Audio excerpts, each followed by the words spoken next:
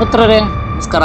ಸುಂದರ ಬದುಕಿಗೆ ಕೃಷ್ಣನ ಸಂದೇಶಗಳು. ಹೌದು ಸ್ನೇಹಿತರೆ, ಭಗವದ್ಗೀತೆ ಹಿಂದೂ ಧರ್ಮಗಳ ಒಂದು ಪವಿತ್ರವಾದಂತಹ ಧರ್ಮಗ್ರಂಥ. ಇವತ್ತಿನ ಆ ಸುಂದರ ಭಗವದ್ಗೀತೆಯ ಧರ್ಮದ ಕುರಿತು ಇವತ್ತು ನಾವು ಕೃಷ್ಣನ ಸಂದೇಶಗಳನ್ನು ತಿಳಿಯೋಣ. ಭಗವದ್ಗೀತೆಯಲ್ಲಿ ಕೃಷ್ಣನು ನೀಡಿದ ಸಂದೇಶ ಎಲ್ಲರ ಬದುಕಿಗೆ ದಾರಿದೀಪ. ಗೋವರ್ಧನ ಗಿರಿಧಾರಿಯ ಮಾತುಗಳನ್ನು ಬದುಕಿನಲ್ಲಿ ಅಳವಡಿಸಿಕೊಂಡರೆ ಜೀವನ ಇನ್ನಷ್ಟು ಖುಷಿಯಿಂದ ಕೂಡಿರುತ್ತದೆ. ಹಿಂದೂ ಧರ್ಮದಲ್ಲಿ ಭಗವದ್ಗೀತೆಗೆ ಮಹತ್ವದ ಸ್ಥಾನವಿದೆ. ಹಿಂದೂ ಧರ್ಮೀಯರ ಪಾಲಿನ ಅತ್ಯಂತ ಪವಿತ್ರವಾದ ಧರ್ಮಗ್ರಂಥ ಇದು ಭಗವದ್ಗೀತೆ.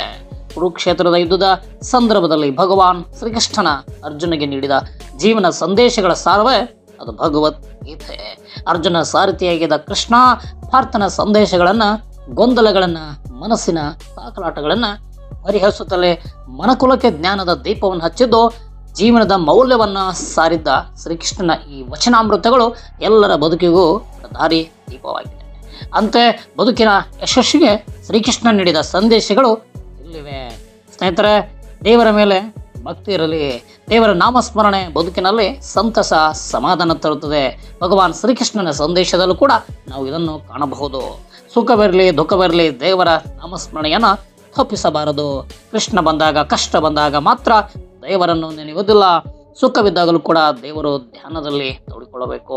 ಭಗವಂತ ಮಾತ್ರ ಎಲ್ಲರನ್ನು ಸಂಕಷ್ಟದಿಂದ ಆಚೆಗೆ ಕೊಂಡೊಯ್ಯಬಲ್ಲ. ದೇವರ ಸ್ಮರಣೆಯಿಂದ ಎಲ್ಲ ತೊಂದರೆಗಳು ಪರಿಹಾರವಾಗುತ್ತದೆ. ಹೀಗಾಗಿ ದೇವರ ಮೇಲಿನ ಅನನ್ಯ ಭಕ್ತಿಯಿಂದ ಎಂದು ವಿಮುಖವಾಗಬೇಡಿ. ನಿರ್ಮಲ ಮನಸ್ಸಿನಿಂದ ದೇವರನ್ನು ಧ್ಯಾನಿಸಿ ಎನ್ನುವುದು ಕೃಷ್ಣನ ಸಂದೇಶ. ಕೋಪ, ದುರಾಸೆಯಿಂದ ದೂರ ಇರಿ. ಕೋಪ, ಕ್ರೋಧ, ಮದ, ಮತ್ಸರ, ಮೋಹದಿಂದ ಸದಾ ದೂರ ಇರಿ. ಇಂತಹ ಗುಣಲಕ್ಷಣಗಳನ್ನು ಮೈಗೂಡಿಸಿಕೊಂಡರೆ ವ್ಯಕ್ತಿಯು ಮರಣಾನಂತರ ನರಕದ ದ್ವಾರಗಳನ್ನು ತಲುಪಲು ಅನರ್ಹನಾಗುತ್ತಾನೆ ಎಂಬ ಸಂದೇಶ ಗೀತೆಯಲ್ಲಿದೆ. ಆದ್ದರಿಂದ ಸಾಧ್ಯವಾದಷ್ಟು ಈ ದೋಷಗಳಿಂದ ದೂರವಿರಿ ಮತ್ತು ಒಳ್ಳೆಯ ರೀತಿಯಲ್ಲಿ ಜೀವನ ನಿರ್ವಹಣೆ ಮಾಡಿ ಅಂತ ಹೇಳಿ ಕೃಷ್ಣನು ಈ ರೀತಿಯಾಗಿ ಸಂದೇಶವನ್ನು ಹೇಳ್ತಾನೆ. ಹೀಗೆ ಸರಿಯಾದ ದಾರಿಯಲ್ಲಿ ಸಾಗುತ್ತಾ ಸರಿಯಾದ ರೀತಿಯಲ್ಲಿ ಬದುಕನ್ನು ನಡೆಸಿಕೊಂಡು ಸಾಗಿದರೆ ಜೀವನದಲ್ಲಿ ತನ್ನಷ್ಟಕ್ಕೆ ಸಂತೋಷ ಮನೆ ಮಾಡುತ್ತದೆ. ಅನುಮಾನವೆಂಬ ಭೂತ. ಅನುಮಾನ ಎಂಬುದು ನಿಜಕ್ಕೂ ಭೂತ. ಅನುಮಾನ ಕುಟುಂಬವನ್ನೇ ಒಡೆದು ಹಾಕಬಹುದು. ಕೆಲವರು ವಿನಾಕಾರಣ ಇತರರನ್ನು ಅನುಮಾನದಿಂದಲೇ ನೋಡುತ್ತಾರೆ. ಎಂತಹ ಅನುಮಾನದ ಕಾಯಿಲೆಯಿಂದಾಗಿ ಸಂಬಂಧಗಳಲ್ಲಿ ಪ್ರೀತಿ ಮತ್ತು ನಂಬಿಕೆ ಎರಡೂ ಕೊನೆಯಾಗುತ್ತದೆ. ಜಗಳ, ಮನಸ್ತಾಪಗಳು ಹೆಚ್ಚಾಗುತ್ತವೆ.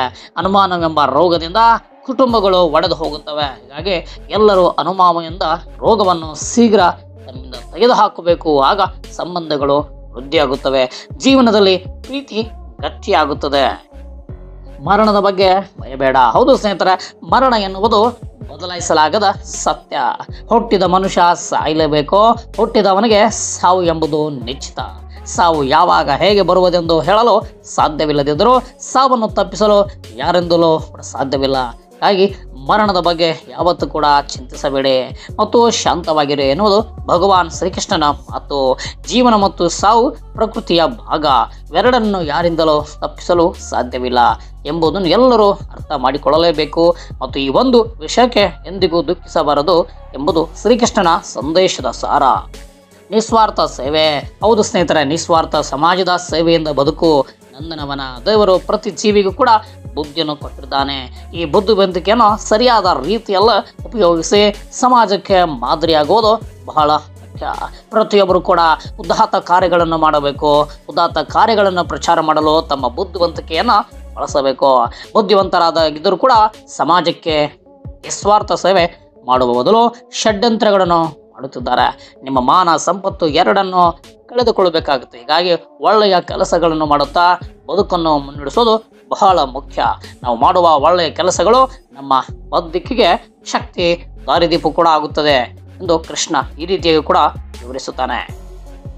ಹೌದು ಕೃಷ್ಣರೇ, ಹೌದು ಸ್ನೇಹಿತರೆ, ಕೃಷ್ಣ ಪರಮಾತ್ಮ ನನ್ನ ಜೀವನದ ಸಂದೇಶವನ್ನು ಯಾವ ರೀತಿಯಾಗಿ ಬದಲಾಯಿಸಬೇಕು ಎಂಬುದು ಕೃಷ್ಣನು ಈ ರೀತಿಯಾಗಿ ನಮ್ಮ ಜೀವನದ ಪ್ರತಿಯೊಂದು ಮಾರ್ಗಗಳು ಕೂಡ ಅದು ನಮ್ಮಲ್ಲಿದೆ. ಸತ್ಯ, ನ್ಯಾಯ, ನೀತಿ ಪ್ರಕಾರ ಪ್ರತಿಯೊಬ್ಬ ಸಮಾಜದಲ್ಲಿರುವಂಥ ಪ್ರತಿಯೊಬ್ಬ ಮನುಷ್ಯನು ಕೂಡ ಈ ರೀತಿಯಾಗಿ ಬದುಕಬೇಕು ಅಂತ ಹೇಳಿ ಕೃಷ್ಣನು ಈ ರೀತಿಯಾಗಿ ತಮ್ಮ ಜೀವನದ ಸಂದೇಶದಲ್ಲಿ ಕೂಡ ವಿವರಿಸಿದ್ದಾರೆ. ಸ್ನೇಹಿತರೆ, ವಿಡಿಯೋ ಇಷ್ಟ ಆದರೆ ದಯವಿಟ್ಟು ಲೈಕ್ ಮಾಡಿ, ಶೇರ್ ಮಾಡಿ, ತಪ್ಪದೆ ನಮ್ಮ ಯೂಟ್ಯೂಬ್ ಚಾನಲನ್ನು ಸಬ್ಸ್ಕ್ರೈಬ್ ಮಾಡಿ ಅಂತ ತಮ್ಮಲ್ಲಿ ತಿಳಿಸ್ಕೊಳ್ತಾನೆ.